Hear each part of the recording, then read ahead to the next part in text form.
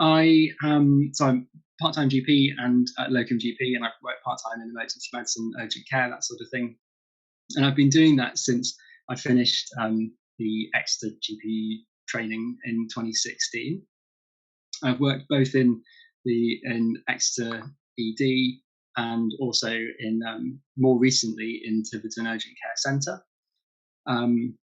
Currently, my work pattern is about sort of 2 or 3 days a week in GP, and then usually about a day a week in currently urgent care has been A&E, and then about 1 in 6 weekends or so in ED or in urgent care centre. And I really enjoy both of those roles. Actually, I really enjoy sort of working both of those places. And I'm going to talk more about each of the different jobs in turn in a bit. But I first just wanted to give you a bit of background as to how I've ended up working as I do. So after foundation training in Chester, I had decided that I wanted to do emergency medicine, but I just didn't want to start straight onto the training program at that point. So my wife and I decided we're going to go to Australia and do A&E out there, and we did that for 2 years, and it was absolutely great. I loved it, really good fun, and really enjoyed it. But whilst I realised that I did enjoy the job, I enjoyed emergency medicine, enjoyed working in A&E, I really didn't enjoy the shift pattern and the kind of work-life balance that A&E, I think, gives. I couldn't imagine myself doing the A&E shifts as a consultant in my 50s, 60s, whatever. It did confirm to me that I was a generalist. I really enjoyed that, and so kind of GP was a sort of natural progression, a natural choice from there. So I applied and got onto the Exeter VTS GP training scheme and finished that in 2016. The plan was always to try and incorporate some form of emergency medicine into my career. And so when I was getting towards the end of ST3, I contacted Exeter A&E and sort of expressed an interest, and met with Lewis Jones, one of the consultants, and kind of had a pretty informal sort of sit-down chat interview, I guess you could call it, but it was pretty informal, and just sort of spoke about my background and what I'd done and what I wanted to do, where I kind of saw my career going, and he was pretty happy to have me on, and so I started work in the department there.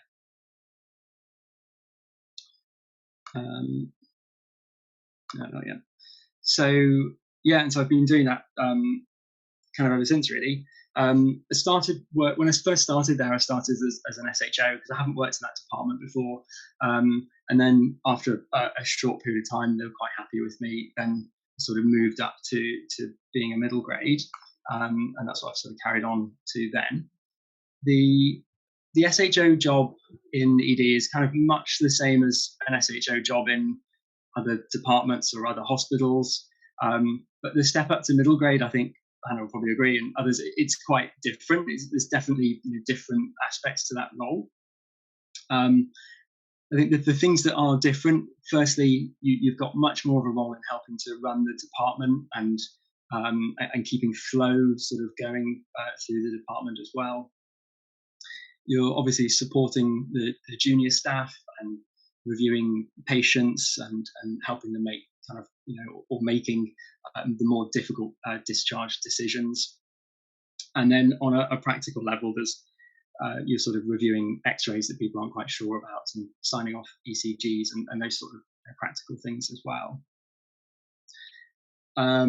The big difference is that you get to wear red scrubs and you get to pose like Gavin Lloyd on the front of the Ardini News.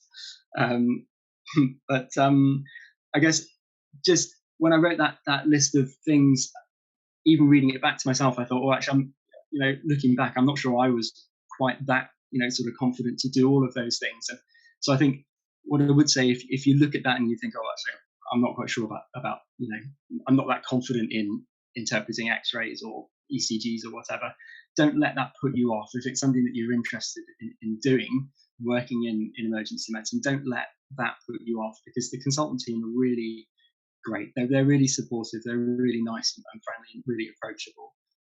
And the great thing about A&E is that there's always loads of other people around to help and support and ask. So it's a really well supported environment. You're not left on your own. I honestly have never felt in A&E like I've been pushed to do something that I felt uncomfortable doing. The staff, the team are just great. Yeah, I'd agree with that, Rich. Sorry, because I'm still working there as a middle grade as well, and there are always loads of other people around, and there are always people with different knowledge and experience to you. And my experience has been very much that I'm supported as like a GP middle grade, so they're not expecting me to be an ST6 in emergency medicine running resus. They're expecting me to be a GP middle grade, and I can do all of those other things if I want to, but they're not expecting that I'll have the same level of knowledge or experience as somebody approaching consultancy in emergency medicine. Yeah, absolutely right. Yeah, thanks, Anna. Perfect. I think that as GPs, I think we bring a lot of skills to the emergency department as well. I think the consultants are genuinely quite keen and happy to have us there. A significant portion of the sort of ED workload is primary care based, and so I think having a GP there who can manage that sort of workload really quite efficiently, probably more efficiently than an A&E trainee, or certainly junior A&E trainee, I think is they really do appreciate that. I think as GPs, obviously as well, we rely much more on clinical skills, and I think we have the ability to not always order a test, which I think is something that they really value as well. I think having that confidence in your clinical skills is clearly better for the department. It improves flow, it saves money, all that sort of stuff. But I think most importantly, it's better for the patient. Actually, if they don't need a test, don't do it. And I think as GPs, we have that confidence to do that, which other kind of secondary care colleagues may not. I think we also have, naturally we have a very wide and varied kind of base of experience.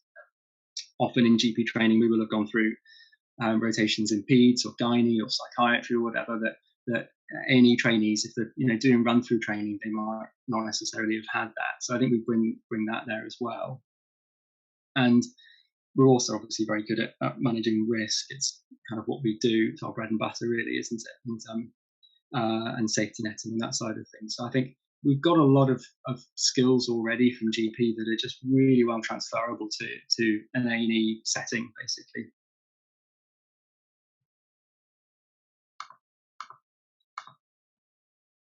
The other thing, make sure the slide's in the right order. Yeah. So conversely, from the other side of things as well, actually, a lot of the stuff that I've learned in ED has really helped in GP.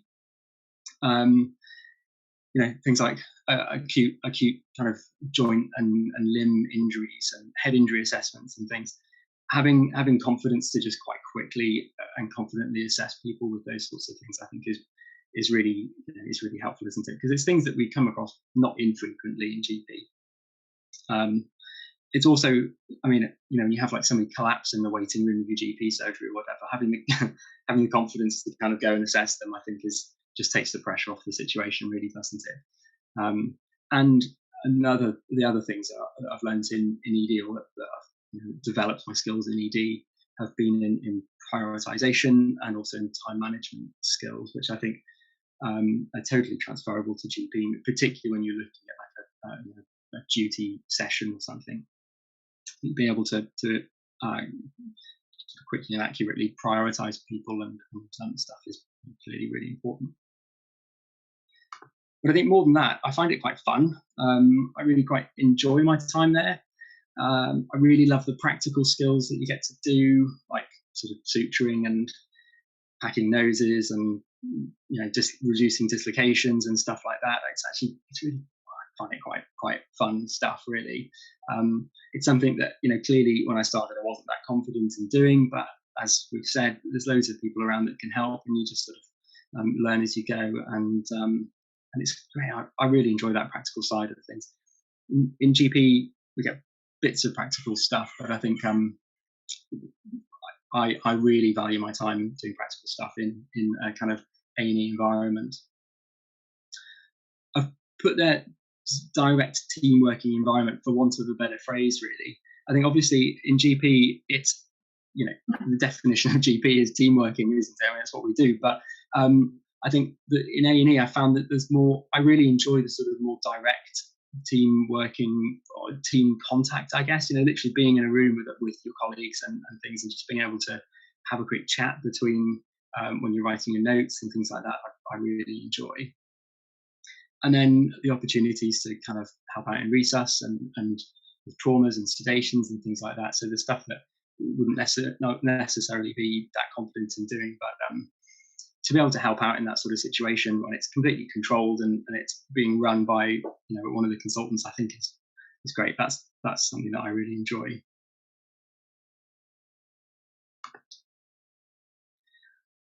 Just some practical bits and pieces, I guess, about A&E, really.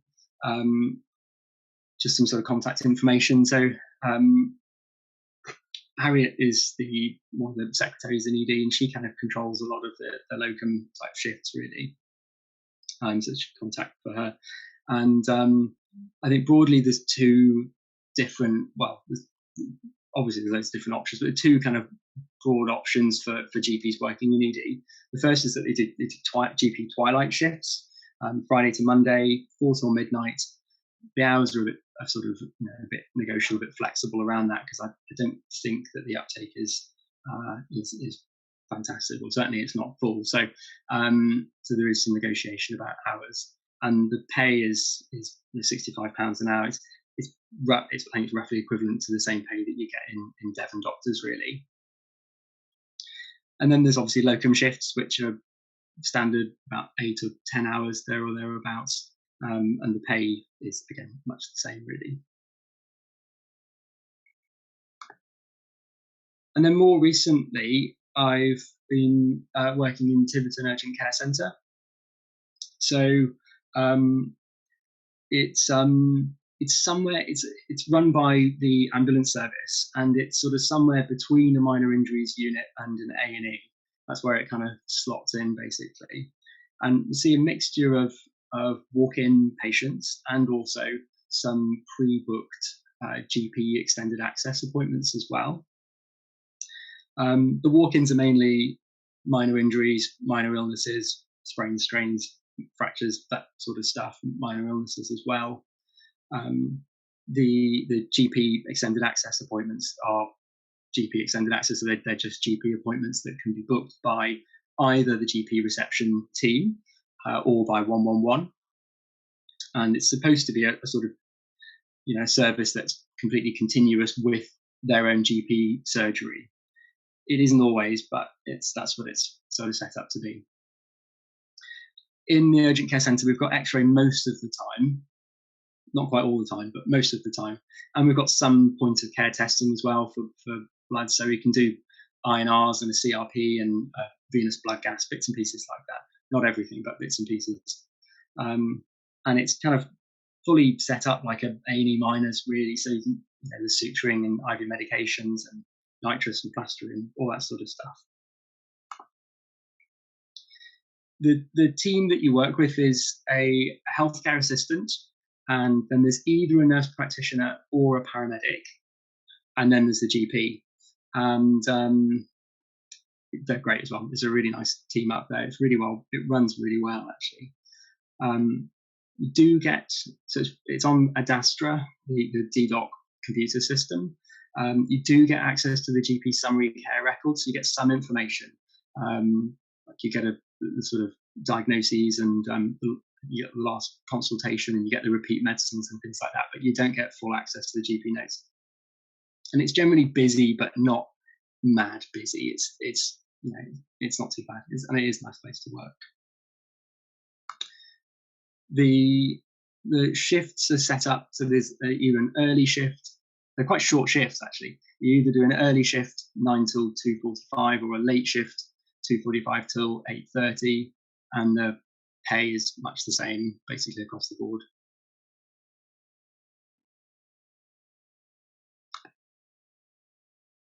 Most of my time though I spend in GP, and as part of this I was just thinking about what I enjoy about GP, what I most enjoy about GP.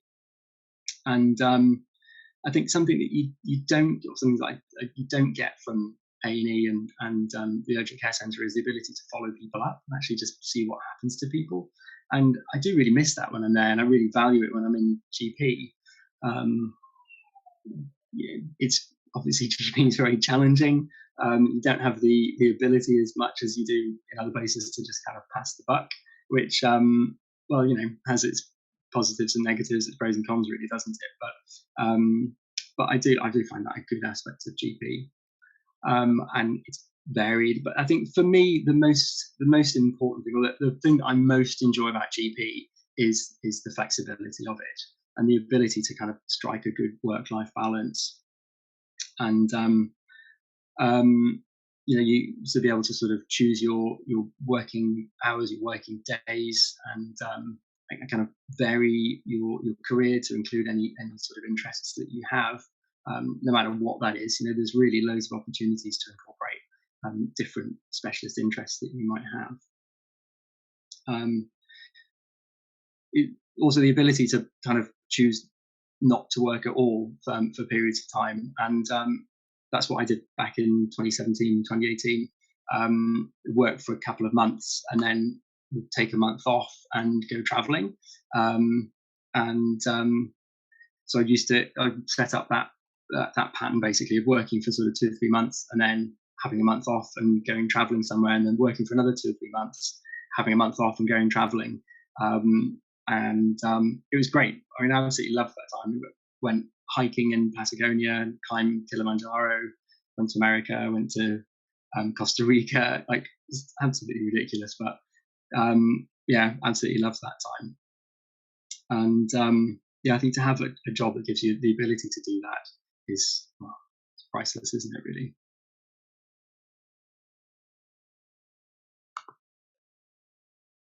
It's not all very easy, though, is it, really? And GP, well, any role that we have is it comes with its challenges, and I think for me, the having 2 different roles, I find really it really helpful. I think physically having that change of scenery within the week, so having a couple of difficult days in GP, and then actually just physically leaving the surgery and going somewhere else, going to A&E, going to the urgent care centre, working with different people, a different team, just having a chat to them, different conversations. I find physically that change of scenery and different group is really it just really helps to sort of reset things for me, really. I think talking to other people as well really helps to cope with the difficult bits, and we're all in the same boat. We all sort of deal with the same challenges. Some people take that a step further and have a mentor, something more and more that's available. Not so much a clinical supervisor, but a mentor in terms of talking about your career choices and what you want to get out of your career in medicine. Some people find that really, whether it be formal or informal. I've never had a formal mentor, but I think informal mentoring from GPs in the practice or something, I think it's really a good thing. And then interest outside of medicine as well really helps to cope with the difficult bits, whether it be building fold-down beds and cupboards in your spare room, or going for a run, or whatever it be. I think having interest outside of medicine just helps to, going out for a run, just getting that mindfulness and some fresh air and things, I think is absolutely key. I just want to leave you with a few of my kind of top tips, I guess, for that transition from being a GP reg into GP. It's a difficult time. It's quite, I found it certainly quite a step up. You're no longer as sheltered. Obviously, there's still lots of support, but you're more on your own, more autonomous, and it is quite a step up. And I think don't worry about don't take on too much work. I guess try and make sure that you do have some sort of work-life balance. Try and keep that in mind. I'm not suggesting that you all need to work for 2 months and have a month off and go traveling. That doesn't work for everybody at all. But I think do maintain that work-life balance, whatever it is, whether it's time off, whether it's going out for a run, whatever.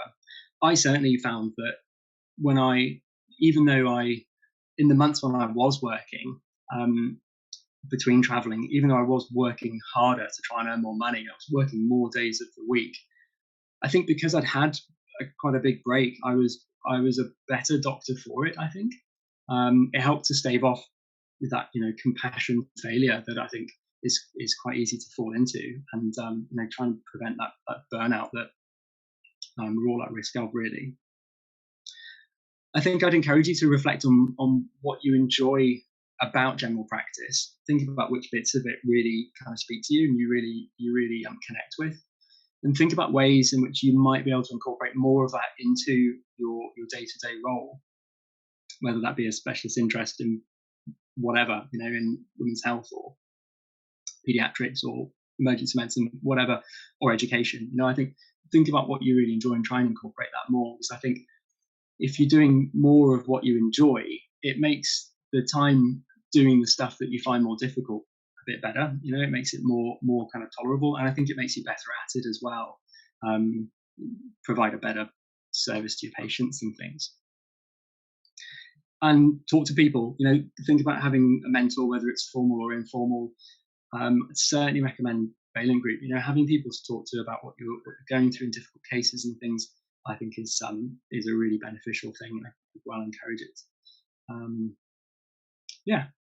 So that's about it. Thanks for listening. I hope that's been somewhat interesting, maybe informative. And I'd be really interested if anybody's got any questions or comments or discussion or whatever.